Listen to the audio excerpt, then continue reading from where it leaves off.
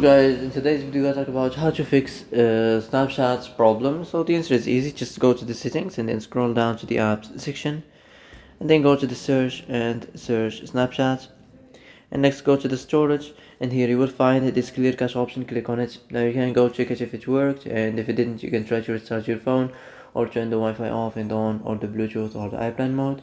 Also you can try to clear data, but be careful. If you clear data, all the Snapchat's data will be deleted. This includes all files, the settings, the accounts, the databases, etc. So be careful if you want to clear your data.